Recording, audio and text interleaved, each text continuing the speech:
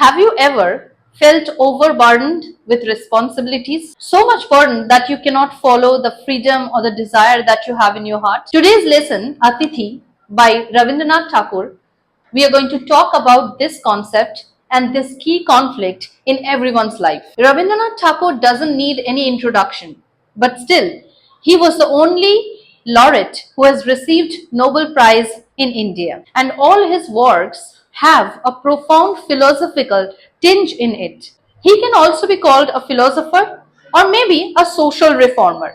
The central character of the story is Tarapodo, who is the guest or the Atithi in this story. We have another very important character, which is the character of Charu Shashi.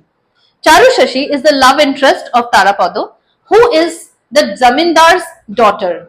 We also have the key character of the Zamindar, who is a very benevolent person. The whole story starts from the portion where Tarapodo has been discovered and welcomed in the Zamindar's house. When their father, the Zamindar, comes to know about this love affection, he arranges their marriage. On the eve of the proposed marriage, Tarapodo slips away from the Zamindar's house, and he was not being able to decide between his freedom and desire and the confinement which he thought came with the traditional following of the arranged marriage rituals.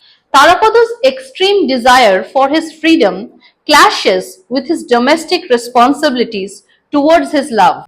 Another conflict that we get to see, nature and society. The childlike nature of Tarapodo is so much untamed. All his inhibitions are not there in the beginning. There are various literary devices used in this story. Narrative technique has so much philosophy in it, and the contemporary culture and the immense conflict that resides in every human being about the freedom and the responsibility has been depicted very well in this story. The symbolism lies in Tarapodo himself, who symbolizes the artist's detachment from the worldly ties, whereas the other symbolism lies in the Zamindar's house, which symbolizes everything to traditions, stereotypes, and domesticity.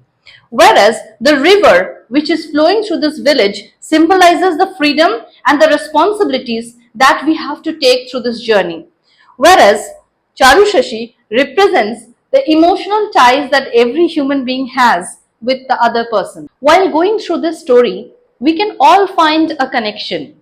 Maybe we all are just guests, Atithi in this world which is like a stage, searching for our own comforts, own freedoms, or maybe own belongingness.